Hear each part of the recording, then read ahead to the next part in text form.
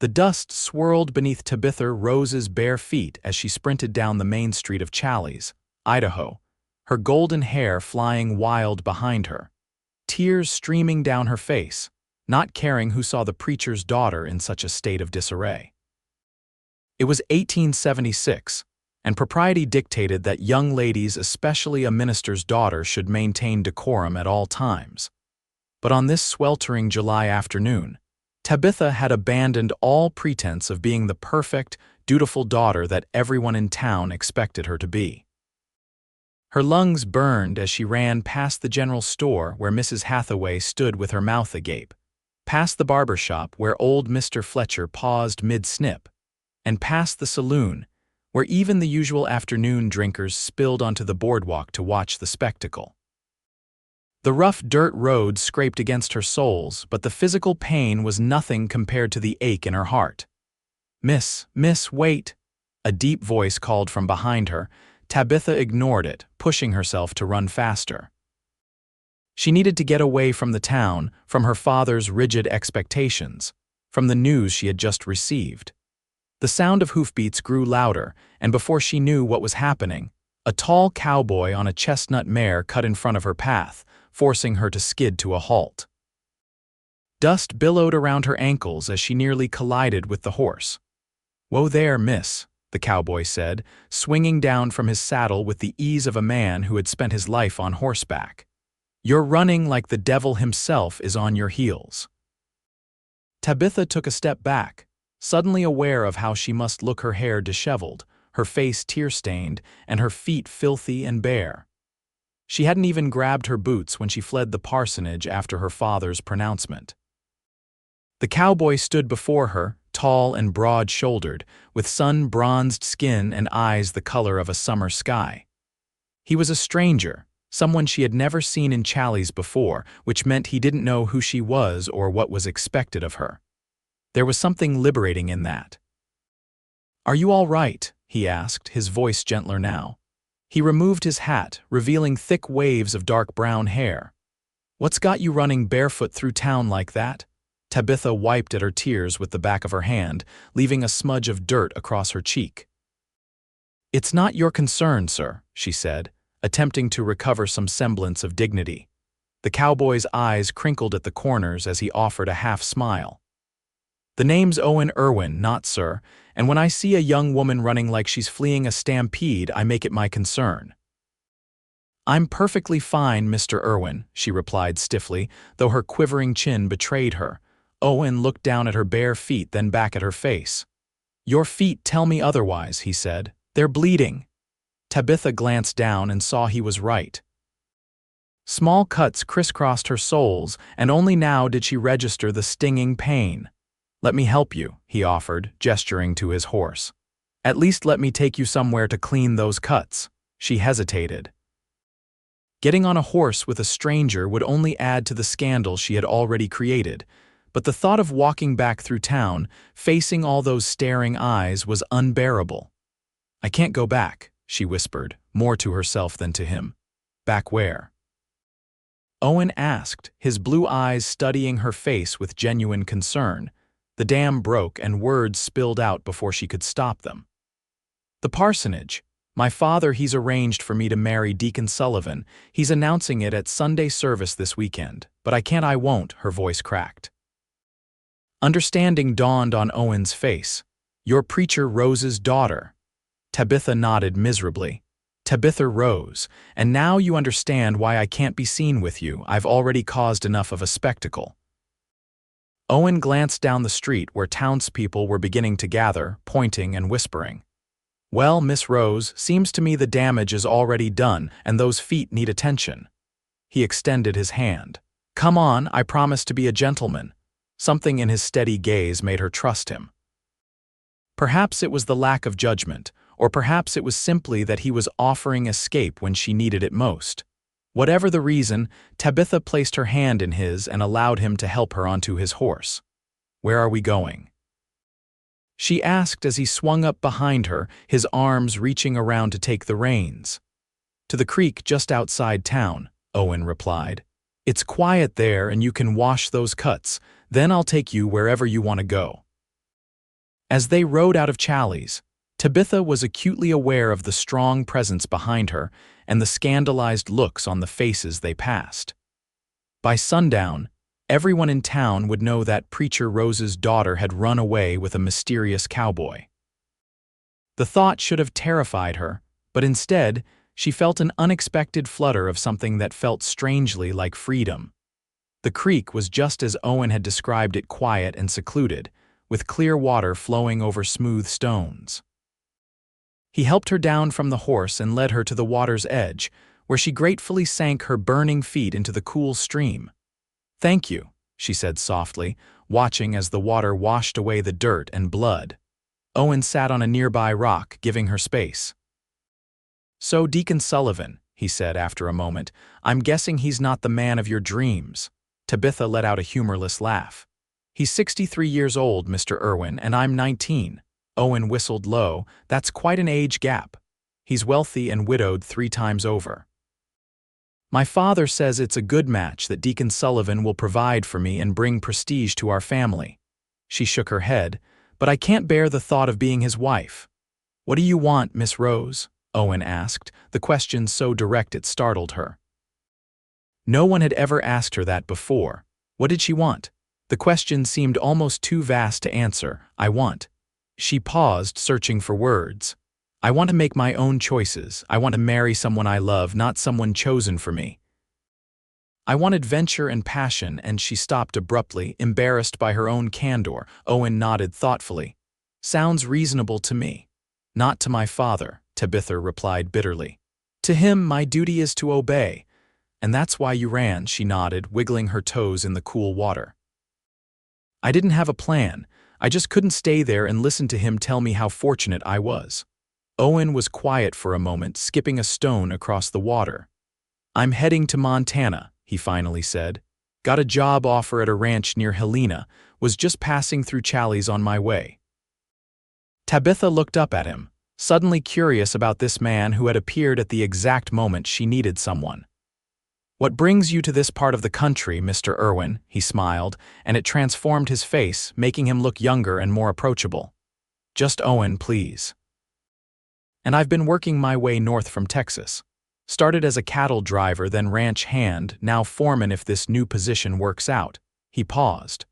"I believe in making my own way, Miss Rose, creating my own destiny." "Just Tabitha, please," she echoed, smiling slightly despite herself. "And I envy you that freedom." "It comes with its own challenges," Owen admitted. "No roots, few friends, but I wouldn't trade it for a life where someone else makes all my decisions."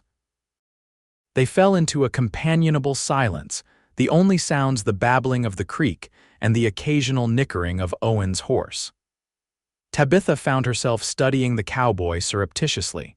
He was handsome, certainly, with his strong jawline and those striking blue eyes. But there was something else about him, a quiet confidence, a sense of purpose that drew her in. As the sun began to dip toward the horizon, Owen cleared his throat. "We should get you back to town before dark." Reality crashed back over Tabitha like a cold wave. "I can't go home," she said, panic rising in her throat. "Not yet, I can't face my father." Owen frowned, concern etching lines around his eyes. "You can't stay out here all night, Tabitha." "Why not?" she challenged. "I'll sleep under the stars. It would be an adventure." He shook his head, a small smile playing at his lips. "An adventure that would ruin your reputation beyond repair, and it gets cold at night, even in July." Tabitha knew he was right, but the thought of returning to the parsonage made her stomach clench. "I could stay with a friend," she suggested, though she wasn't sure who would defy her father to take her in. Owen considered this. "Is there someone you trust, someone who would understand?" Tabitha thought for a moment, then nodded slowly. "Mrs. Turner. She runs the millinery shop. She's always been kind to me, and she hesitated. She married for love against her parents' wishes. She might understand." "Mrs. Turner it is, then," Owen said, offering his hand to help her up. "Let's get you there before your father organizes a search party." Tabitha took his hand, noticing how rough his palm was against hers, evidence of years of hard work. "Thank you, Owen," she said earnestly, "for stopping me today, for listening."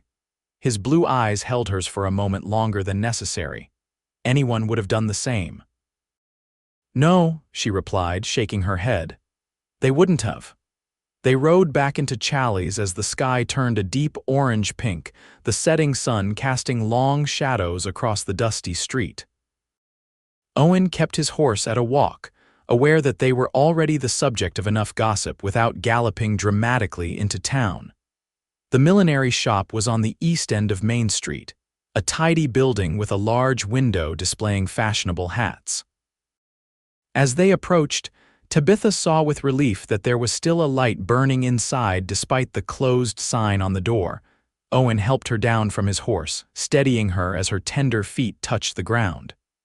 "Will you be all right?" he asked, his voice low. Tabitha nodded, though uncertainty gnawed at her. "I hope so. Mrs. Turner has always been kind, but this is asking a lot." "If she turns you away," Owen said, "I'll be at the Creekside Inn tonight, room 3, knock if you need help." The offer surprised her not because it was improper, which it certainly was, but because it seemed so genuinely meant. This man had no obligation to her, yet here he was, ensuring she had somewhere to turn. "Thank you," she said, meaning it with her whole heart. "I hope our paths cross again, Owen Irwin," he smiled, touching the brim of his hat. "I have a feeling they might, Tabitha Rose." With that, he mounted his horse and rode toward the inn, leaving Tabitha standing before the millinery shop, her heart beating wildly for reasons she couldn't quite name. She knocked on the door, and after a moment, Martha Turner appeared, her eyes widening at the sight of the preacher's disheveled daughter on her doorstep. "Tabitha, good heavens, child, what's happened to you?" The older woman opened the door wider, ushering her inside. "The whole town's talking about how you ran off with some drifter." "It wasn't like that," Tabitha began, but tears welled up again, choking her words. Mrs. Turner's expression softened as she led Tabitha to a chair. There, dear, sit down and tell me everything. And for goodness sake, let me get something for those poor feet of yours." And so, as the shopkeeper tended to her cuts with gentle hands, Tabitha told her everything about her father's arrangement with Deacon Sullivan, about her desperate flight through town, and about the kind cowboy who had stopped to help her when no one else would. "Your father came by earlier looking for you," Mrs. Turner said when Tabitha had finished her story. "He was beside himself with worry and anger." Tabitha's stomach dropped. "Did you tell him I might come here?" "Of course not," Mrs. Turner replied, indignation in her voice. "I told him I hadn't seen you and suggested he check with Mrs. Hathaway, who lives clear on the other side of town." A small, mischievous smile played at her lips. That should have kept him busy for a while. Relief washed over Tabitha. "Thank you, I need time to think." "To figure out what to do." Mrs. Turner patted her hand. "You can stay here tonight, I have a spare room upstairs. But Tabitha," she added, her tone turning serious, "you know you'll have to face your father eventually." "I know," Tabitha said, her shoulders slumping, "but not tonight." "Please, not tonight." "Not tonight," Mrs. Turner agreed. "Tonight you rest. Tomorrow we'll figure out the next step." Later, lying in the small but comfortable bed in Mrs. Turner's spare room, Tabitha found herself thinking of Owen, of his kind eyes and steady presence, of the way he had listened without judgment. She wondered if he was still awake at the inn, perhaps thinking of her too. The thought sent a strange flutter through her chest, a feeling entirely new and not unwelcome. Outside, a gentle rain began to fall, pattering against the window. Tabitha closed her eyes, allowing the rhythm to lull her towards sleep, grateful for this temporary sanctuary and for the unexpected encounter that had led her here. Morning arrived with the sound of birds and the smell of coffee wafting up the stairs. Tabitha dressed in the clean clothes Mrs. Turner had provided a simple blue dress that was slightly too large but would suffice, and made her way down to the kitchen, where her hostess was preparing a hearty breakfast.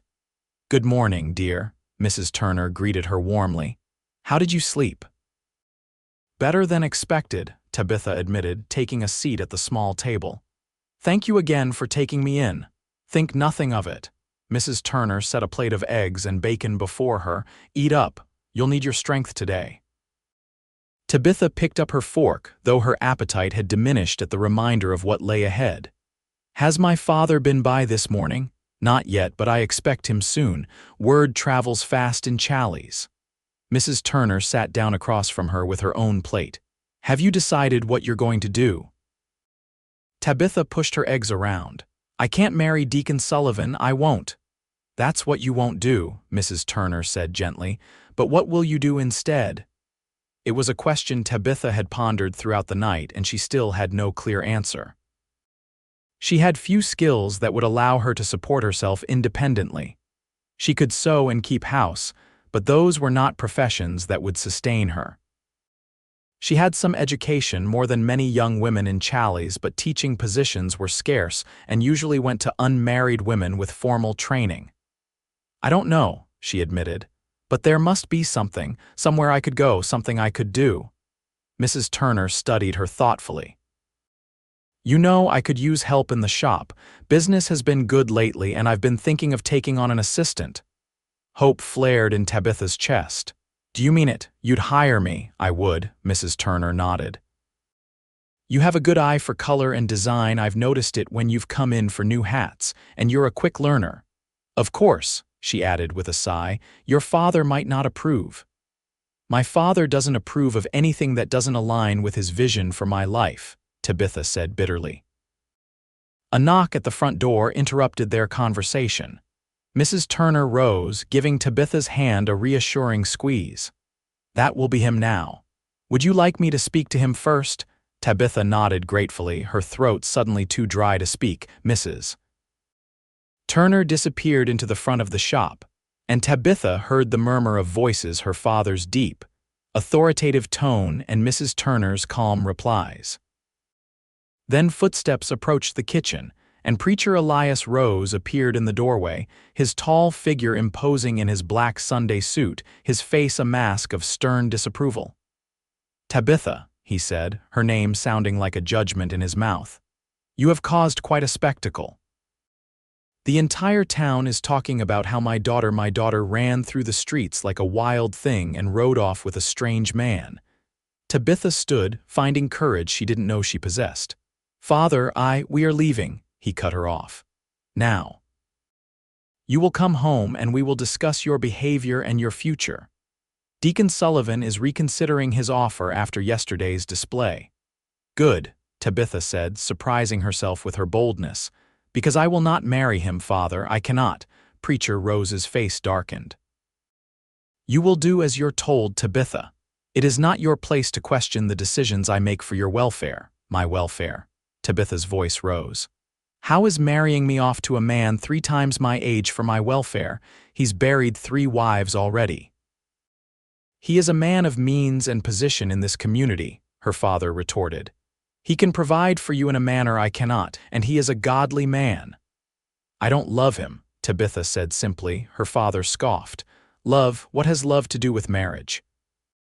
Marriage is a sacred institution designed for the procreation of children and the stability of society. It is not some frivolous romance from one of those novels you insist on reading. Mrs. Turner, who had been watching the exchange with growing concern, stepped forward.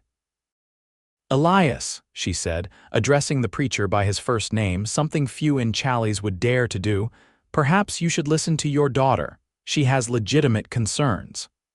With all due respect, Martha, Preacher Rose replied stiffly, this is a family matter. I've offered Tabitha a position here at the shop, Mrs. Turner continued, undeterred. She has a fine eye for millinery work. It would give her time to consider her future more carefully. Absolutely not, the preacher said. My daughter will not become a shop girl. It's beneath her station. Tabitha felt anger rise within her. And being the 4th wife of an elderly deacon is not beneath me. Father, please. Mrs. Turner is offering me a chance to work, to learn a trade. This discussion is over, Preacher Rose declared. Get your things, Tabitha, we're going home. Before Tabitha could respond, another knock sounded at the shop door. Mrs. Turner excused herself to answer it. Who could that be at this hour? The preacher muttered, clearly annoyed at the interruption. A moment later, Mrs. Turner returned, followed by Owen Irwin. Tabitha's heart leaped at the sight of him, though she immediately tried to suppress the reaction. "Mr. Irwin," she said, unable to keep the surprise from her voice. Owen removed his hat, nodding respectfully to both Tabitha and her father. "Miss Rose, Preacher, I hope I'm not interrupting." Preacher Rose drew himself up to his full height, his expression thunderous. "You are the drifter who absconded with my daughter yesterday." "Sir, with all respect, I didn't abscond with anyone," Owen replied calmly. "Your daughter was in distress, running barefoot through town. I offered assistance and brought her to Mrs. Turner's, a respectable establishment. And what business is it of yours to interfere in my family's affairs?" the preacher demanded. Owen's blue eyes remained steady. "None, sir. Except that I believe everyone deserves to be treated with dignity and to have their choices respected." Tabitha felt a surge of gratitude for this man who barely knew her yet seemed to understand exactly what she needed. "Well, Mr. Preacher Rose paused, clearly expecting a name. "Irwin, sir, Owen Irwin." "Well, Mr. Irwin, I appreciate your concern, misplaced though it may be, but this is a private matter between me and my daughter." Owen nodded. "I understand that, sir, but before I leave Challies today, I wanted to make sure Miss Rose was all right. And to offer her this." He reached into his pocket and pulled out a folded piece of paper which he extended toward Tabitha. Preacher Rose intercepted it. "What is this?" "It's a letter of introduction, sir," Owen explained. "To the ranch owner in Helena where I'll be working. He and his wife are good people. If Miss Rose ever finds herself in need of employment or a change of scenery, they would be willing to consider her for a position as a school teacher for the rancher's children. She mentioned yesterday that she's well educated." Tabitha stared at Owen, astonished by his thoughtfulness. In the brief time they had spent together, he had not only listened to her but had taken action to offer her an alternative path. "This is preposterous," Preacher Rose sputtered, waving the letter. "My daughter is not going to Montana to work on some ranch. She is staying right here in Challies where she belongs." "The choice is hers, sir," Owen said quietly. "Or at least it should be." The preacher's face reddened. "You presume too much, Mr. Irwin. Tabitha is my daughter, and until she is married, her decisions are mine to make." "Father," Tabitha interjected, finding strength in Owen's presence, "I am 19 years old enough to know my own mind. I will not marry Deacon Sullivan, and if you force the issue, I will leave Challies." A heavy silence fell over the kitchen.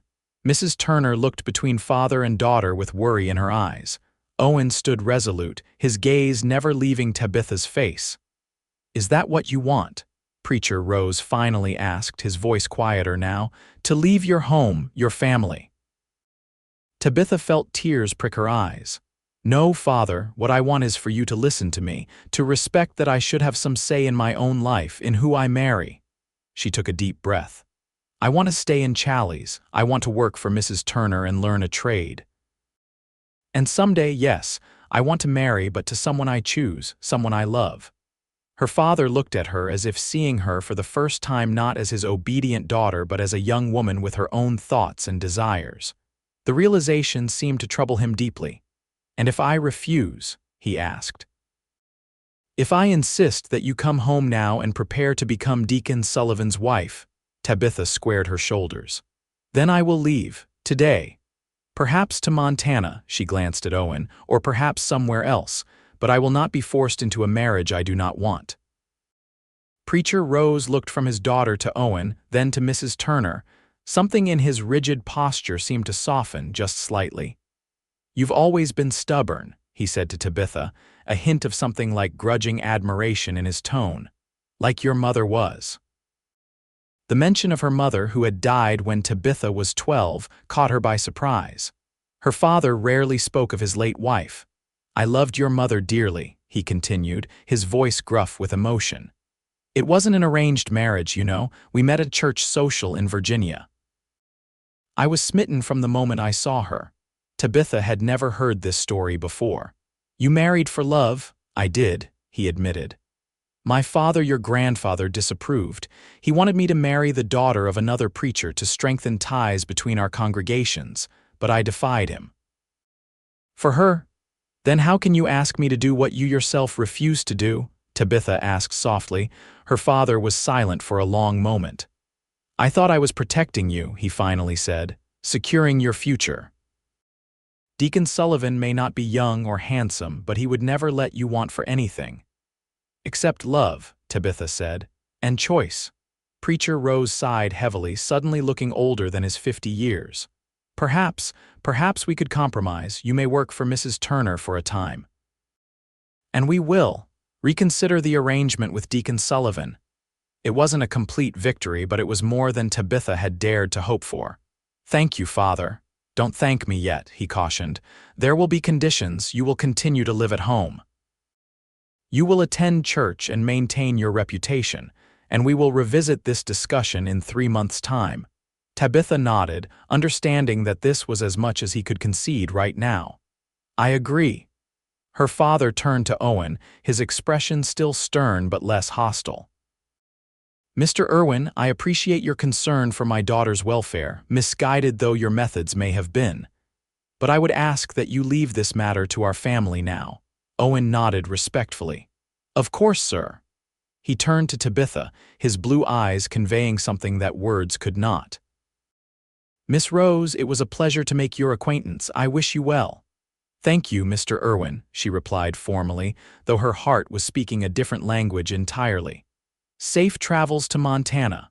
Owen placed his hat back on his head, nodded to Mrs. Turner, and departed.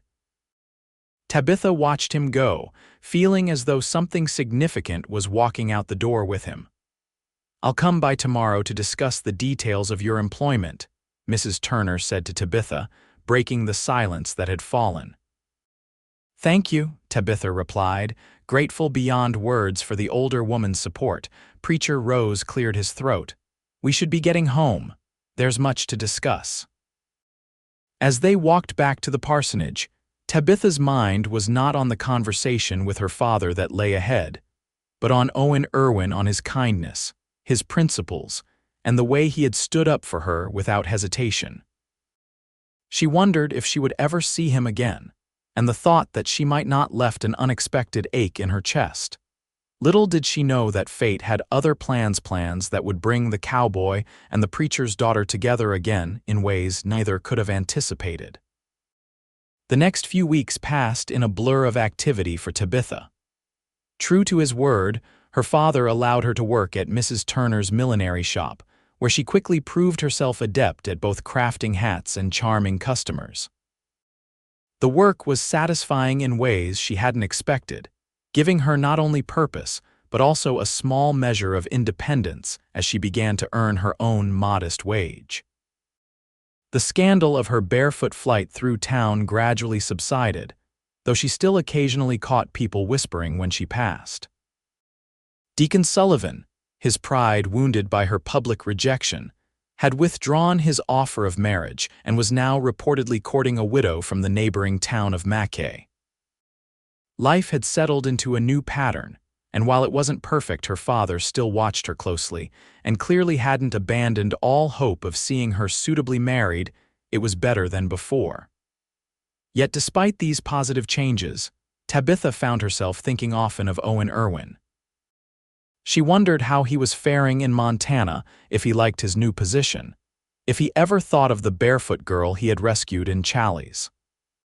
It was on a crisp September morning, as Tabitha was arranging a display of fall hats in the shop window, that the stagecoach arrived from Boys, bringing with it not only the usual mail and supplies but also unexpected news.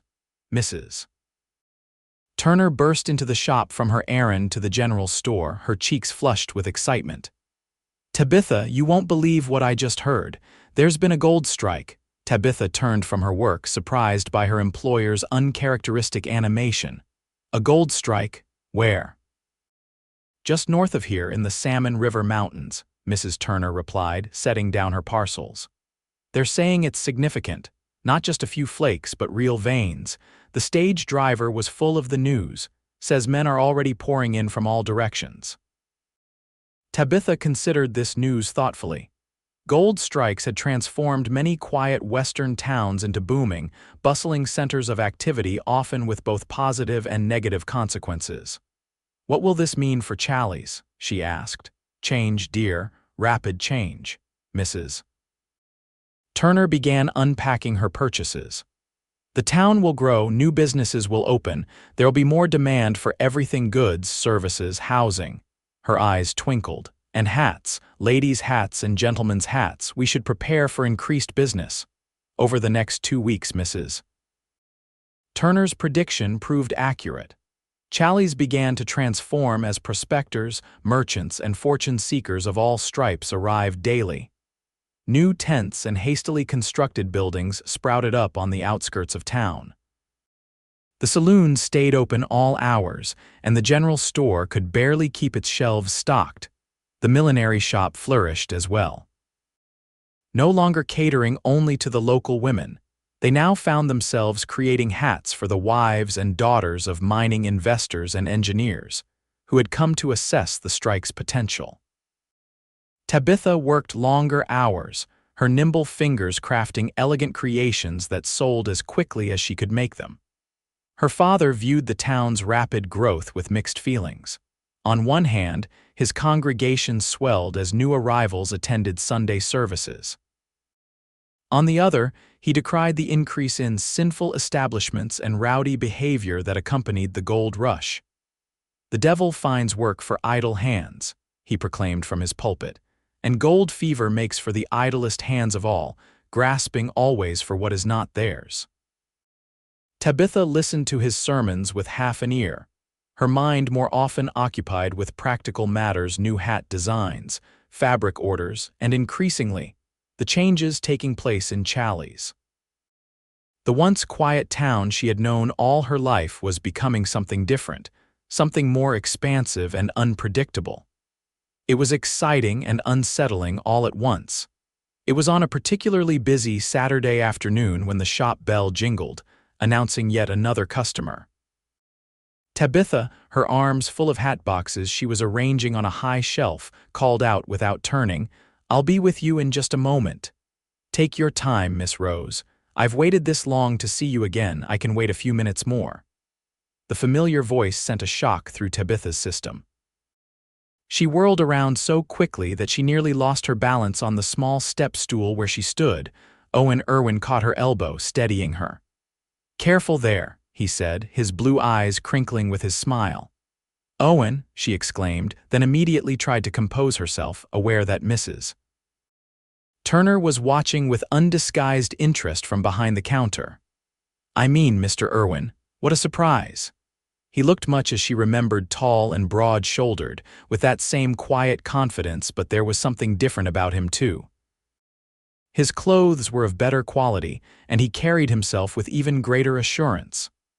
"I heard about the gold strike," he explained, releasing her elbow once she was steady. "Seems like half the men in Montana heard about it too. I thought I'd come see for myself what the excitement was all about." "And your position in Helena?" Tabitha asked, stepping down from the stool. "Did you leave it?" "Not exactly," Owen replied. "Mr. Davidson, that's the ranch owner, has interests beyond cattle. He sent me to assess the situation here, see if it's worth investing in." "So you're not here to prospect yourself?" Owen shook his head, a slight smile playing at his lips. "Not for gold, no." Something about the way he looked at her made Tabitha's cheeks warm. She became acutely aware of her appearance, her hair coming loose from its pins after hours of work, her apron dusted with bits of thread and ribbon. Mrs. Turner cleared her throat meaningfully. "Tabitha, dear, perhaps you'd like to take your break now. It's been a busy morning and I can manage for a while." Tabitha shot her employer a grateful look. "Thank you, Mrs. Turner, I won't be long." "Take your time," the older woman replied, her eyes twinkling with unmistakable approval as she glanced between Tabitha and Owen. "Mr. Irwin has come all the way from Montana, after all." Outside, the main street of Challies was a hive of activity, barely recognizable from the sleepy town it had been just weeks before. New arrivals on horseback and in wagons created a constant flow of traffic. Men gathered in clusters, discussing claims and prospects, while merchants called out their wares from hastily erected stalls. "Quite a change," Owen observed as they walked, careful to maintain a respectable distance between them despite the crowded conditions. "Your father must have his hands full with all these new souls to save." Tabitha couldn't help but laugh. "He does see it as both a challenge and an opportunity, though I think he'd prefer if fewer saloons had opened along with the new church attendance." They found a relatively quiet spot near the edge of town, where a large oak tree provided shade from the afternoon sun. Tabitha was keenly aware that being seen alone with Owen would start tongues wagging again, but somehow she couldn't bring herself to care as much as she once would have. "How have you been, Tabitha?" Owen asked, his tone more serious now. "Your father didn't make things difficult for you after I left," she shook her head. "Surprisingly, no, we reached an understanding of sorts. I've been working at Mrs. Turner's shop and he's coming to accept that I should have some say in my future." "I'm glad to hear it," Owen said sincerely. "And you?" Tabitha asked. "How is Montana? Beautiful, rugged, the ranch is doing well." He paused, looking out over the bustling town. "But I found myself thinking of Idaho more often than I expected." The implication in his words made Tabitha's heart beat faster. "It must be the gold that drew you back," she said lightly, testing the waters.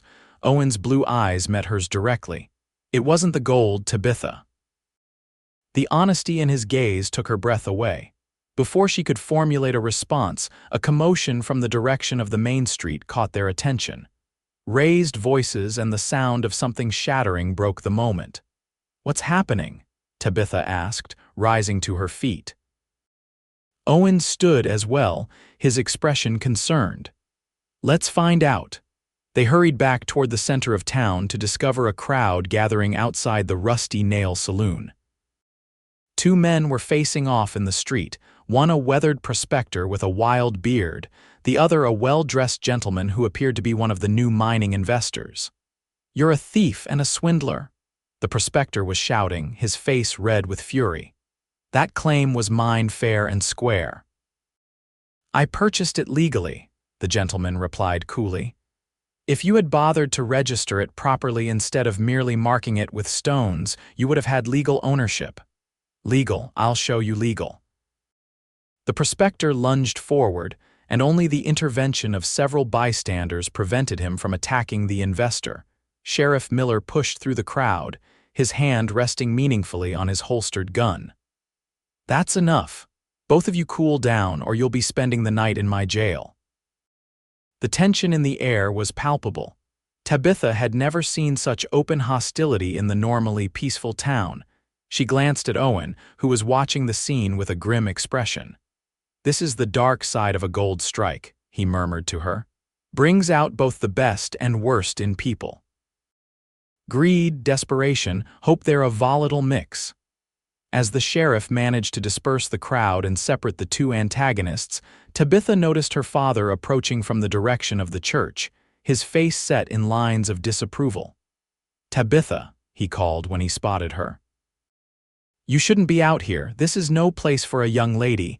She bristled at his tone, but before she could respond, Owen stepped forward. "Preacher Rose, good to see you again, sir." Her father's eyes narrowed as he recognized the cowboy. "Mr. Irwin." "I didn't realize you had returned to Challies." "Just arrived today, sir," Owen replied respectfully. "I'm here on business related to the gold strike." "Another fortune seeker," the preacher said disapprovingly. "Not exactly, sir. I represent potential investors who are interested in developing legitimate mining operations." Owen's tone remained even, unperturbed by the preacher's obvious displeasure. "The kind that create stable jobs and contribute to the community, rather than just stripping the land and moving on." This seemed to give Preacher Rose pause. "Is that so?" "Yes, sir. In fact, part of my assessment includes gauging the character of the town itself. My employers are particular about where they invest their capital. They prefer communities with strong moral foundations and civic leadership." Owen glanced meaningfully toward the church. places where men of faith help guide the community through challenging times. It was a masterful approach. Tabitha watched as her father visibly reconsidered his initial dismissal, pride in his position as Challies' spiritual leader obviously taking hold. "Well," the preacher said, his tone markedly less hostile, "I suppose there are worse reasons to be here than responsible development." "My thoughts exactly, sir," Owen agreed. Tabitha marveled at Owen's diplomatic skill. In just a few sentences, he had transformed himself from unwelcome drifter to respectable businessman in her father's eyes. "Perhaps, Mr. Irwin, you would consider attending our Sunday service tomorrow," Preacher Rose suggested, though it sounded more like an instruction than an invitation. "You could observe firsthand the moral character of our community." "I would be honored, sir," Owen replied with just the right note of deference. The preacher nodded, satisfied. "Tabitha, you should return to Mrs. Turner's now. It's not safe with these disturbances." "Yes, father," she said, deciding that compliance in this instance was the wisest course. "I was just heading back. I'll escort Miss Rose to ensure she arrives safely," Owen offered. Preacher Rose hesitated, then gave a curt nod. "Very well. Good day, Mr. Irwin." As her father walked away, Tabitha turned to Owen with newfound respect. "That was impressive. You handled him perfectly." Owen's serious expression dissolved into a grin. "I've dealt with plenty of hard cases in my time. Your father is formidable, but not the toughest I've encountered." They began walking back toward the millinery shop, moving through the still agitated crowd with care. "Were you serious about attending church tomorrow?" Tabitha asked. "I never make promises I don't intend to keep," Owen replied. "Besides, it seems the most efficient way to see you again without raising too many eyebrows." The directness of his statement sent a pleasant flutter through Tabitha's chest. "Are you always this forthright, Mr. Irwin?" "Only when something matters to me," he said, his blue eyes holding hers for a moment before he looked away. "Life's too short for games, Tabitha." They reached the millinery shop too quickly for Tabitha's liking. At the door, she paused, suddenly reluctant to end their conversation. "Thank you for the escort, Owen. My pleasure." He tipped his hat. "Until tomorrow, then." "Until tomorrow," she echoed, watching as he turned and walked back into the bustling street, his tall figure soon disappearing among the crowd. Inside the shop, Mrs. Turner was waiting with poorly disguised curiosity. "Well," she prompted as soon as Tabitha closed the door behind her. "Well, what?" Tabitha replied, attempting innocence. Mrs. Turner clucked her tongue. "Don't play coy with me, dear. That handsome cowboy shows up after months away, looking at you like you're the gold everyone's been digging for, and you expect me not to ask questions." Tabitha felt her cheeks grow warm. "He's here on business, for investors from Montana." Mrs. Turner said skeptically. "And I suppose the fact that you're here is just a happy coincidence." "He's coming to church tomorrow," Tabitha said, changing the subject slightly. "Father invited him." This genuinely surprised the shopkeeper. "Your father invited him? The same man he practically ran out of town before." "Owen has a way with words," Tabitha explained, unable to keep a small smile from her lips. "He presented himself as a representative of moral, upstanding investors who value communities with strong spiritual leadership." Mrs. Turner laughed appreciatively. "Clever man, and is he? A representative of these investors, I mean." "He says he is," Tabitha replied, realizing she had accepted Owen's word without question. Something about him inspired trust despite the brief nature of their acquaintance. "I believe him." "Well, Mrs. Turner said, her eyes twinkling, "Sunday service promises to be more interesting than usual tomorrow. Now let's get back to work. These hats won't trim themselves." As Tabitha returned to her tasks, her mind kept returning to Owen, to his unexpected appearance, to the way he had looked at her, to the clear implication that he had returned to Challies at least partly because of her. It seemed impossible, even foolish, to feel such a connection to someone she barely knew. Yet there it was, undeniable and exhilarating. Sunday morning dawned clear and crisp, with the first hint of autumn coolness in the air. Tabitha took extra care with her appearance, selecting her best dress, a sky-blue cotton with delicate white piping that complemented her golden hair and one of her own creations. A modest straw hat, adorned with a single blue ribbon that matched the dress perfectly. Her father raised an eyebrow at her efforts, but made no comment as they walked together to the church.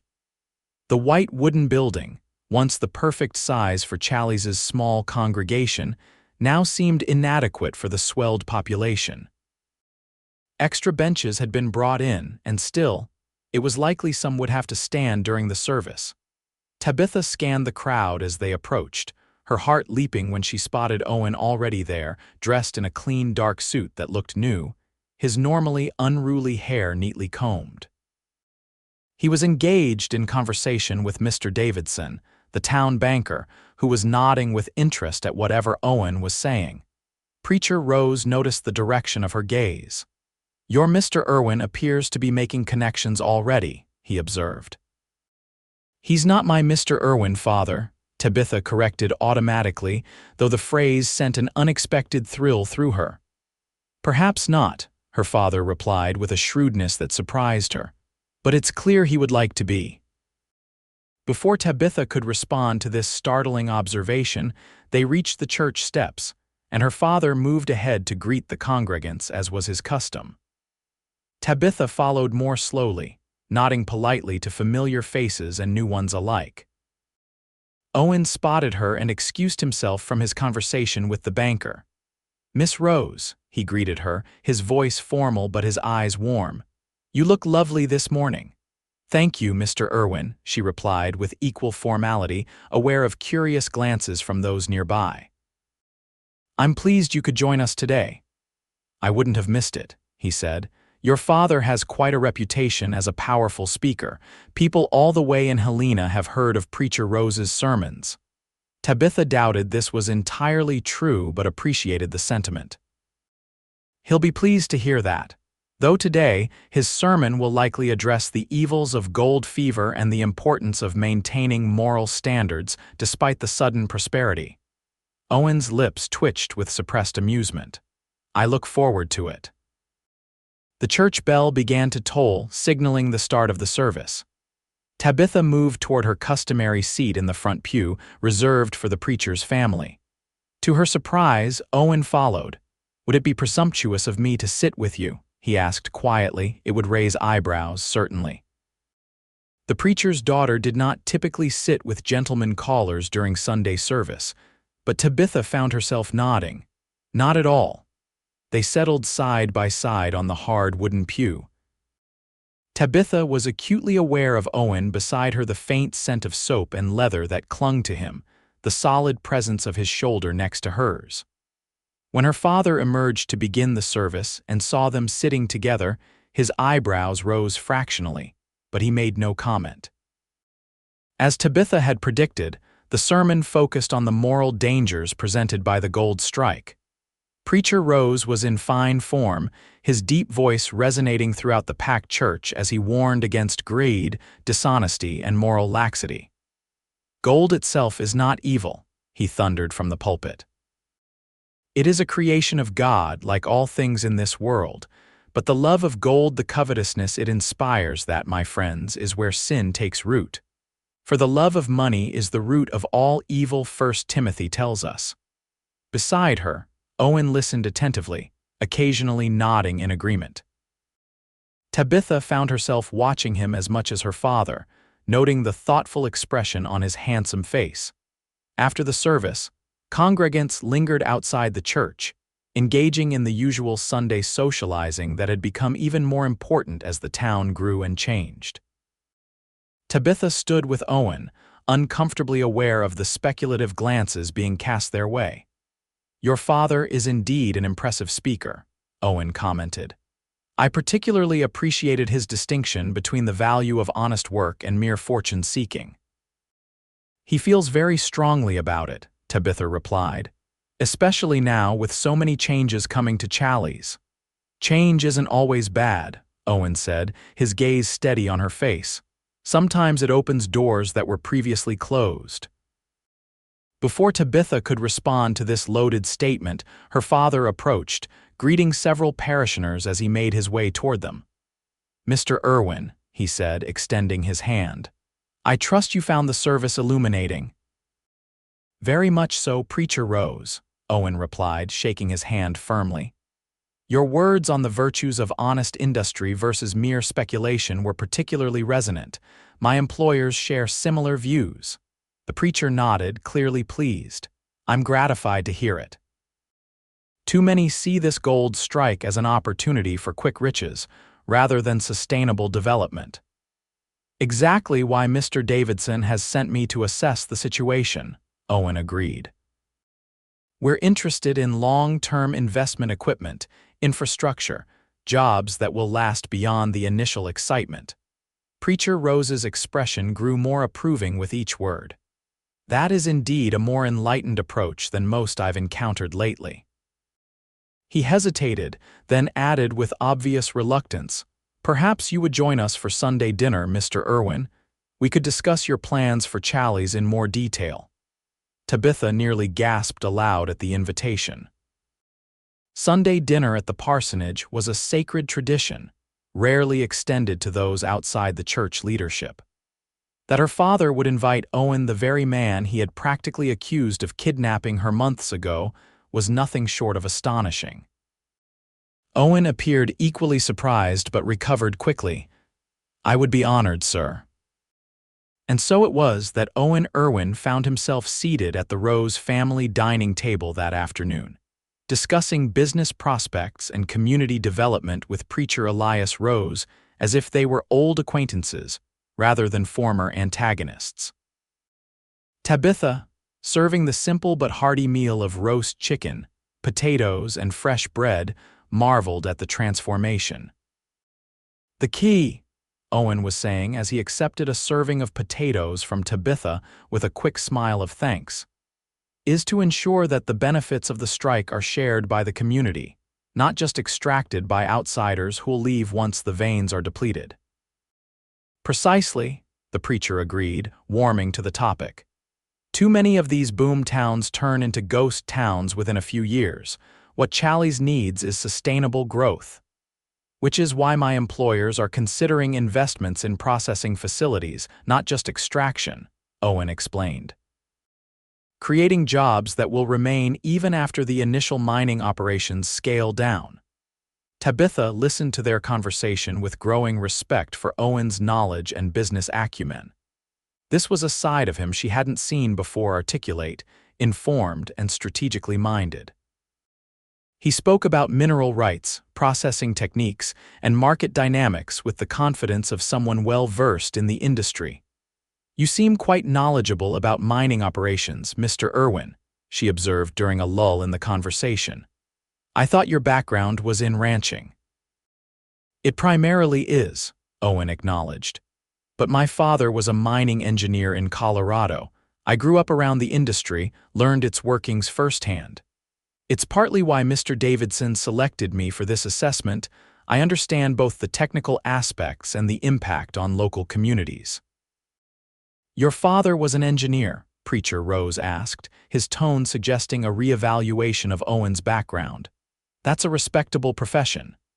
"Yes, sir. He believed in doing things right, environmentally sound practices, fair wages for workers, values I've carried with me." Owen's expression grew momentarily distant. "He died in a mine collapse when I was 16. That's when I turned to ranch work." "I'm sorry to hear that," the preacher said with genuine sympathy. Tabitha felt a pang of compassion, understanding better now why Owen might value stability and ethical business practices so highly. It also explained his self-sufficient nature and his early independence. The conversation continued through dessert apple pie that Tabitha had baked the previous evening, touching on the changes already visible in Challies and those likely to come. By the time the meal concluded, it was clear that Preacher Rose had substantially revised his opinion of Owen Irwin. "I appreciate your insights, Mr. Irwin," he said as they moved to the parlor for coffee. and your willingness to consider the moral dimension of these developments, not merely the financial. The two aren't separate in my view, Owen replied. Communities thrive when business practices align with moral principles. It's not just right, it's sustainable. The preacher nodded approvingly. A refreshing perspective in these gold-fevered times. As the afternoon progressed, Tabitha found occasional opportunities to speak with Owen more directly, learning bits and pieces about his life in Montana, his travels, and his hopes for the future. Each new detail only increased her fascination with this thoughtful, principled man who seemed so different from anyone she had known in Challies. When it came time for Owen to depart, Preacher Rose surprised them both again. "Mr. Irwin, I've appreciated our conversation today. Perhaps you would join us for dinner again this week, say Wednesday evening?" "I would be delighted, sir," Owen replied, his eyes briefly meeting Tabitha's with undisguised pleasure at the door. As Tabitha stood slightly behind her father, Owen took her hand briefly in farewell. "Until Wednesday, Miss Rose," he said, his fingers squeezing hers gently before releasing them. After he had gone, Tabitha turned to find her father watching her with an unreadable expression. "He seems a decent man," the preacher said after a moment, "more substantial than I initially judged." "Yes, father," Tabitha agreed, trying to keep her tone neutral despite the joy bubbling within her. "He does." Preacher Rose nodded thoughtfully. "Still, Tabitha, proceed with caution. A man's character reveals itself over time, not in a single afternoon." "Of course," she replied, recognizing the wisdom in his words despite her growing feelings for Owen. "I understand." But as she cleared the dinner dishes, Tabitha found herself humming softly, her heart lighter than it had been in months. Her father's sudden acceptance of Owen might be largely based on practical considerations: his potential to bring ethical development to Challies, his educated background, but it opened a door that had seemed firmly closed before.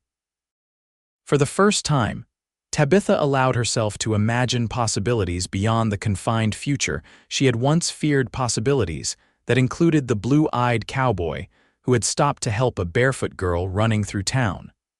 The days that followed took on a dreamlike quality for Tabitha. By day, she worked at the millinery shop, creating hats for the ever-growing population of Challies. By evening, she increasingly found herself in Owen's company, first at the promised Wednesday dinner, then at a community meeting about the town's development, and later, with her father's reluctant permission, for walks along the creek where they had first talked. Each encounter deepened her understanding of Owen and strengthened the connection between them.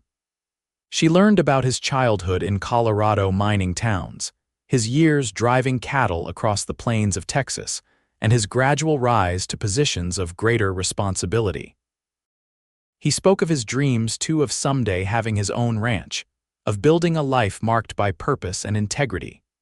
In turn, Tabitha shared her own hopes, her desire to see more of the world beyond Challies, her love of books and learning, her wish to someday have a family of her own choosing. With Owen, she found she could speak freely, without fear of judgment or dismissal. October arrived, painting the surrounding mountains with splashes of gold and crimson. The gold strike continued to transform Challies, bringing new buildings, new businesses, and new challenges.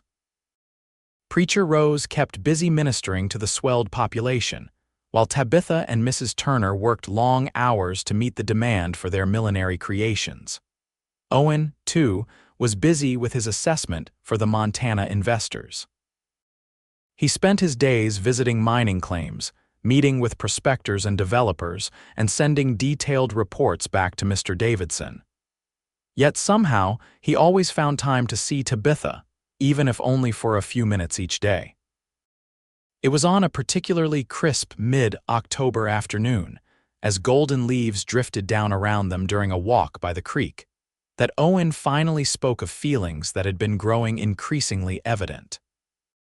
"Tabitha," he said, stopping beneath a large oak tree whose branches formed a canopy of russet and gold above them. "These past weeks have been the happiest of my life." Her heart quickened at the serious tone of his voice. For me as well, she admitted. Owen took her hands in his blue eyes intent on her face. I came to Challies because of the gold strike, yes. But I also came because I couldn't stop thinking about you, about the brave young woman who ran barefoot through town rather than accept a future not of her choosing. Tabitha felt a blush warm her cheeks. I wasn't feeling particularly brave that day, just desperate. Sometimes bravery and desperation look the same, Owen said with a small smile, but what matters is that you stood up for yourself, you claimed your right to choose your own path. He took a deep breath. And I'm hoping, praying, really that your path might include me. The world seemed to still around them as Tabitha absorbed his words. This was what she had been hoping for, dreaming of, yet now that the moment had arrived, she found herself momentarily speechless. Owen continued, his voice steady though his hands trembled slightly. I know we haven't known each other long by conventional standards, but I've never been more certain of anything in my life. I love you, Tabitha Rose. And if you'll give me the chance, I want to build a life with you. Tears pricked at Tabitha's eyes, not of sadness but of overwhelming joy. I love you too, Owen, she whispered, the words feeling both momentous and entirely natural. I think I started falling in love with you the day you stopped me on the street and asked why I was running. Relief and happiness transformed Owen's face. Slowly, giving her every opportunity to pull away, he leaned down and kissed her. It was a gentle kiss, respectful and sweet, yet it sent a current of warmth through Tabitha that made her previous conceptions of love seem pale and incomplete. When they broke apart, both slightly breathless, Owen rested his forehead against hers. I should speak to your father, he said. Formally ask for his blessing. The mention of her father brought reality rushing back. Despite the improved relationship between Owen and Preacher Rose, Tabitha wasn't certain her father would embrace the idea of their courtship, let alone something more permanent. He had relaxed his insistence on the match with Deacon Sullivan, yes, but that didn't mean he had abandoned his notions of a suitable marriage for his daughter. He respects you, she said, trying to sound more confident than she felt. That's more than I could have hoped for a few months ago. Owen nodded, his expression determined. I'll speak with him tomorrow. I want to do this properly, Tabitha. No secrets, no elopements. I want to court you openly with your father's approval if possible. His integrity, his insistence on honoring her family even when it might be easier not to, only made Tabitha love him more. Tomorrow, then, she agreed. They walked back toward town hand in hand, both aware that this simple gesture would be noted and discussed by anyone who saw them, yet neither willing to relinquish the contact. At the edge of town, reluctantly, they separated, Owen heading toward the hotel where he was staying, Tabitha continuing on to the parsonage. That evening, as she helped her father prepare a simple supper of ham and beans, Tabitha gathered her courage. Father, she began, Mr. Irwin Owen would like to speak with you tomorrow, about me. Preacher Rose paused in slicing bread, his expression unreadable. Is that so? Tabitha nodded, her heart pounding. He wishes to court me properly with your blessing. Her father was silent for a long moment, then resumed his task. I suspected as much. The way he looks at you is hardly subtle. And how do you feel about that? Tabitha asked cautiously. The preacher set down the knife, turning to face his daughter fully. Mr. Irwin has proven himself to be a man of principle and intelligence. His connections with these Montana investors suggest he has prospects for advancement. He sighed. He is not what I would have chosen for you, Tabitha. He has no property of his own, no established position in a community. His work takes him from place to place. But he has plans, Father, Tabitha said earnestly. Dreams for the future, and he's honorable and kind, and you love him, her father finished for her, his voice softening slightly. That much is clear. I do, Tabitha admitted, seeing no point in denying what must be obvious to anyone who saw them together. Very much. Preacher Rose studied his daughter's face. Your mother would say that matters more than property or position, he said quietly. She always believed in the primacy of love in a marriage. Hope bloomed in Tabitha's chest. "And what do you believe, Father?" He was quiet for a long moment. "I believe," he said slowly, "that I have perhaps been too rigid in my views. Too determined to choose what I thought was best for you without considering what would truly make you happy." He reached out awkwardly to pat her hand. "I will hear Mr. Irwin out tomorrow with an open mind. That is all I can promise for now." It was more than Tabitha had dared to hope for. "Thank you, Father," she said, impulsively hugging him, something she had rarely done since childhood. The following morning, Owen arrived at the parsonage promptly at 10 o'clock, dressed in his best suit, his hat in his hands. Tabitha, who had been watching anxiously from the window, opened the door before he could knock. "He's in his study," she whispered, unable to keep the nervousness from her voice. "He's been in there since breakfast, reading his Bible." Owen nodded, his own expression serious but determined. "It'll be all right, Tabitha," he assured her, touching her cheek briefly. "Whatever happens, we'll face it together." She showed him to her father's study, then retreated to the kitchen, where she attempted to busy herself with baking bread, though her mind was entirely focused on the conversation taking place down the hall. The minutes stretched interminably, each one feeling like an hour.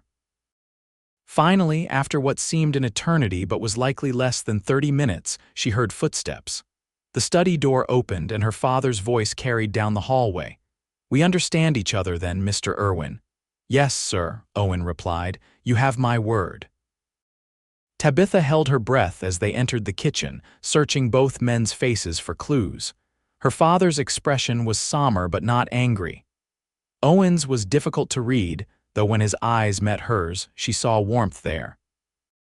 "Tabitha," her father said formally, "Mr. Irwin has asked for my blessing to court you with the intention of marriage if the courtship proves mutually satisfactory." Her heart leaped at the word marriage, though she tried to maintain a composed expression. "Yes, Father." "I have given my conditional approval," Preacher Rose continued. "With certain stipulations that Mr. Irwin has agreed to." "Stipulations?" Tabitha echoed, looking between them. Owen nodded. "Your father has reasonable concerns about my ability to provide a stable home, given my current position. I've assured him that I intend to establish myself permanently, not continue moving from place to place. Mr. Irwin has informed me," her father added, "that the Montana investors are considering establishing a permanent office in Challis to oversee their mining interests. He has been offered the position of local manager, which would require him to settle here." Tabitha looked at Owen in surprise. "You didn't tell me about that offer. It only came through yesterday," he explained. "I was going to tell you today, but speaking with your father took precedence. And you would stay in Challis?" Tabitha asked, hope rising within her. "Make your home here?" Owen's expression softened as he looked at her. "If that's what you want. The position offers a good salary, prospects for advancement," and he glanced at her father, "stability. Additionally," Preacher Rose interjected, "I have stipulated a courtship period of at least 6 months before any formal engagement. During this time, Mr. Irwin will establish himself in his new position and demonstrate his commitment to becoming a part of our community." 6 months seemed an eternity to Tabitha, who knew with absolute certainty that her feelings for Owen would not change. But she recognized that her father was making a considerable concession from his initial position. "I understand, Father. Thank you." The preacher nodded, looking between the young couple with a mixture of resignation and cautious approval. "Well then, I believe we have an understanding." He turned to Owen. "You may call on Tabitha at appropriate hours. Sunday dinners are, of course, expected. And I trust you will conduct yourselves with the propriety befitting a preacher's daughter and a gentleman with honorable intentions." "Of course, sir," Owen agreed solemnly, though his eyes twinkled when they met Tabitha's. After Owen had departed, promising to return that evening for supper, Tabitha turned to her father. "Thank you," she said simply, but with deep feeling. Preacher Rose sighed heavily. "I only want what's best for you, Tabitha. I always have, even when my judgment of what that might be was imperfect." He placed a hand awkwardly on her shoulder. Your mother would approve of him, I think. She always valued courage and conviction above position or wealth. It was the highest praise he could offer, and Tabitha felt tears spring to her eyes. I wish she were here, she whispered. As do I, her father said, his voice rough with emotion. Every day. He cleared his throat. But she would be proud of the young woman you've become. As am I. The next 6 months passed in a blur of activity for both Tabitha and Owen. True to his word, Owen took up the position with the Montana investors, establishing their office in a new building on Main Street, and quickly earning a reputation as a fair and knowledgeable manager. He became a regular at church services and community meetings, gradually winning the respect of even the most skeptical Challies residents. Tabitha continued her work at the millinery shop, though now with an eye toward the future. Mrs. Turner, recognizing Tabitha's talent and dedication, began to speak of a partnership, suggesting that the younger woman might eventually take over the business when she herself retired. Throughout the winter and into the spring, Owen courted Tabitha with a devotion that became the talk of the town. There were sleigh rides when snow covered the ground, Sunday walks when the weather permitted, and evenings by the fire in the parsonage parlor under Preacher Rose's watchful but increasingly benevolent eye. Their love deepened with each passing day, built on a foundation of mutual respect, shared values, and genuine companionship. They discovered new things about each other: that Owen had a surprising talent for drawing, that Tabitha could recite long passages of poetry from memory, that both loved the quiet beauty of dawn and the stories written in the stars. By April, as the snow receded and the first wildflowers appeared on the mountainsides, the 6-month courtship period was drawing to a close. Owen had proven himself to be exactly the man Tabitha believed him to be: honorable, hardworking, and deeply committed to both her and the community. Even Preacher Rose had come to regard him with genuine affection, often seeking his advice on matters related to the town's development. It was on a perfect spring morning, with birds singing in the newly leafed trees and the scent of blossoms in the air, that Owen took Tabitha to the creek where they had first talked, now a special place for them both. You remember what you told me that day? He asked as they sat on a sun-warmed rock beside the bubbling water. About what you wanted, Tabitha smiled at the memory. I said I wanted to make my own choices, to marry someone I love, not someone chosen for me, to have adventure and passion. Owen took her hands in his. And have you found those things? Yes, she said without hesitation. With you I've found all of them and more. Owen's blue eyes were serious as he gazed at her. Your father's stipulated courtship period ends tomorrow. I know, Tabitha replied, her heart quickening. He mentioned it at breakfast. Did he now? Owen asked with a small smile. And did he happen to mention that I spoke with him again yesterday, that I asked for his blessing on something more formal than courtship? Tabitha's breath caught. No, he didn't mention that. Owen reached into his pocket and withdrew a small velvet box. He gave his blessing, Tabitha, wholeheartedly. Tears of joy welled in Tabitha's eyes as Owen opened the box to reveal a delicate gold ring with a single pearl at its center, surrounded by tiny diamonds that caught the morning light. It was my mother's, Owen explained. One of the few things of hers that I've kept with me through all my travels. I've been carrying it since the day I met you, hoping someday I'd have the right to offer it to you. He slid off the rock to kneel before her, still holding her hands in his. Tabitha Rose, you've brought more joy into my life than I ever thought possible. You're brave and kind and true, and I want nothing more than to spend the rest of my days by your side. His voice grew husky with emotion. Will you marry me? Yes, Tabitha whispered, tears flowing freely now. Yes, Owen Irwin, I will marry you. He slipped the ring onto her finger, where it sat as if it had been made for her, then rose to take her in his arms. Their kiss was filled with promise and passion and the certainty of a shared future, everything Tabitha had once thought beyond her reach. When they finally broke apart, Owen rested his forehead against hers. I was thinking, he said softly, "about a June wedding, if that's not too soon." Tabitha laughed, her heart so full it seemed impossible to contain her happiness. "June is perfect." And so, on a radiant June day, with wildflowers decorating the small church and the entire town in attendance, Tabitha Rose became Tabitha Irwin. Her father, his voice thick with emotion, performed the ceremony, giving his daughter away with a mixture of pride and wistfulness that touched the hearts of all present. Mrs. Turner wept openly as the young couple exchanged their vows. Deacon Sullivan, now happily married to the widow from Mackay, offered his sincere congratulations. Even the roughest miners and prospectors seemed moved by the evident love between the preacher's daughter and the cowboy who had caught her running barefoot through town. After the ceremony, as guests gathered for the celebration at the newly built town hall, Owen took Tabitha aside for a moment of privacy. "Happy, Mrs. Irwin?" he asked, his blue eyes crinkling at the corners as he smiled down at her. "Happier than I ever imagined possible," she replied truthfully, reaching up to touch his cheek. "And to think it all began because I ran away." "Sometimes," Owen said, taking her hand and pressing a kiss to her palm, "you have to run from one future to find another."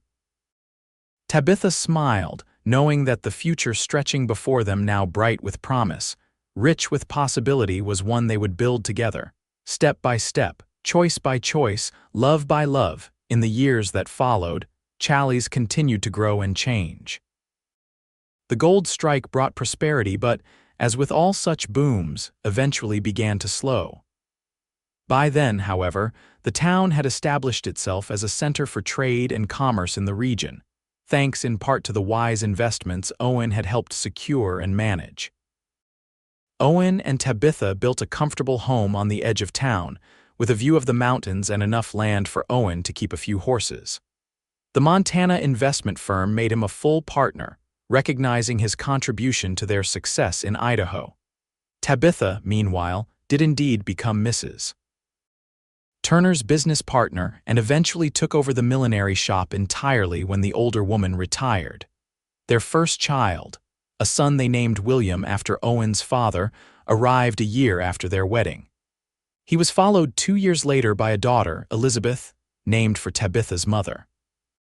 Both children inherited their father's blue eyes and their mother's spirit and determination.